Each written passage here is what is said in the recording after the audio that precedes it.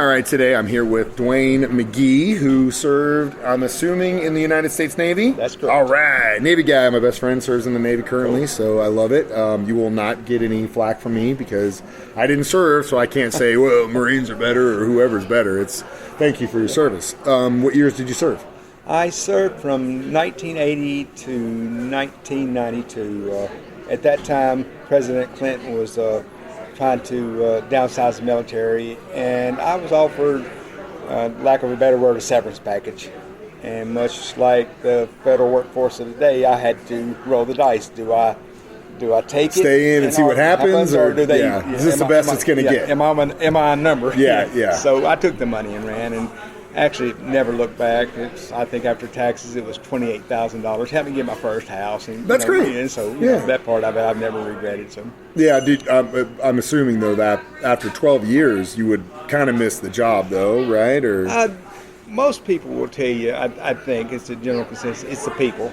Yeah, it's not so much a job. It's the camaraderie, it's the team-oriented natures. It seemed like I was at sea all the time, away from the family and everything. So that part of it, but just the people that you build relationships with. That's what you miss. That's good to hear. What did you do while you were in the Navy? I was a shipboard electrician. Okay. So basically an engineer and fixed anything that broke. Well, that was what they tried to make us do. Yep.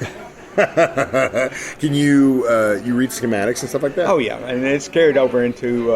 I've had 2 jobs since I got out of there, and both of them have been direct results of the job. I worked for Cooper Tire and Manufacturing when I first got out, and before I got hired on with the railroad, BNSF Railway. Okay. And that experience, the electrician experience, has carried over to what I do now. So you're still with the railroad? I've got about 3 more months. And then you're done. Me and my wife were both done. Oh my gosh. She's a VA nurse. Okay. Down at the clinic here in town. So that's awesome, man. What are you guys going to do? We're going south. We're going to Muscle Shoals, Alabama. And that's where you're going to live? Yeah, I've got a little cabin on the lake. Bro, there. I'm going to call you in a couple months. I'm going to let you get settled, and I'm going to come down there, and you're going to let me stay so I can go see the Muscle Shoals studio. I got to see it. I got to see it. Of course, it's I've been there a couple times. And are you from that part? Yes. Really? Well, my parents were from there, and that's how sort of the cabin fell into our lap.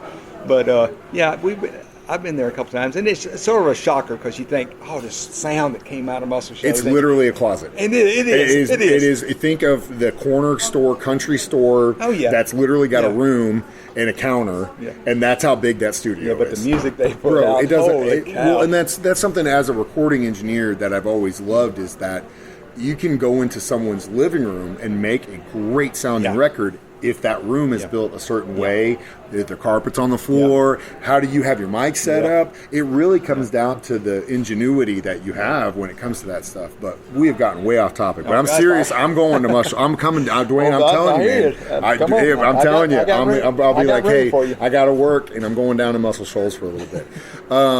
So when the reason I asked about the schematics thing was, I think I early on in my career, I was kind of at the cusp where we were in digital, but there were still remnants of like the analog world that existed.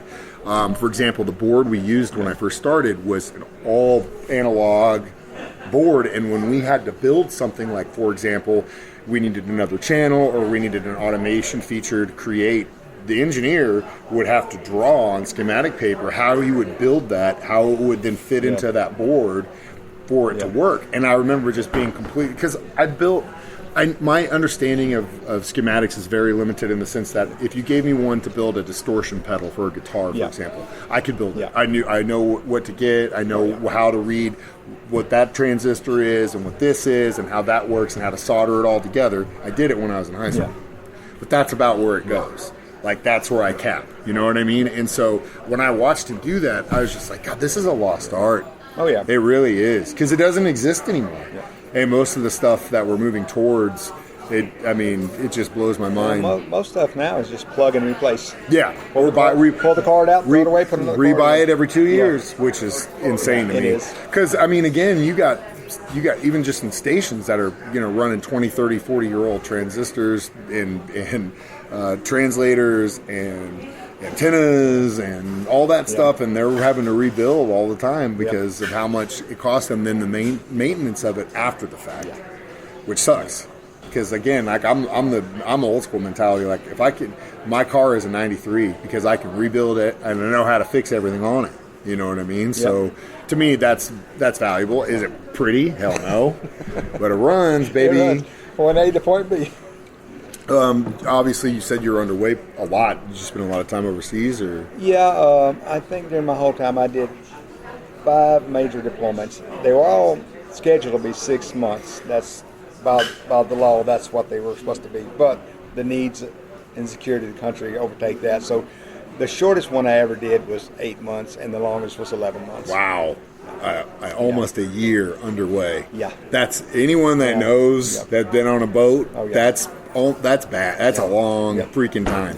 And you didn't have that's the thing too, is for perspective, is you didn't have the amenities that these kids have now. Like, you get done with your job, you sit down on your bunk and you play video games for the next 4 hours, or you're watching shows or whatever. What did you do? Well, read, play a lot of card games, you know, write letters. Yeah. You know, no emails back then. No. You know? So that was our entertainment, and we were fortunate when I served that we hit a lot of ports, so it wasn't continuous sea service. But now the ship that I served on, the first one, the Eisenhower, they recently, due to COVID, ended up doing 269 straight days at sea. That's a long time. They did a workup, prior to getting underway, and typically you come back to the port, you get set up, you get ready, say goodbye to your family. Well, they didn't have that. They went basically to their workups, straight to deployment, because back then we were masking and everything. So. That's crazy. God, almost a year, bro. Yeah. That's insane.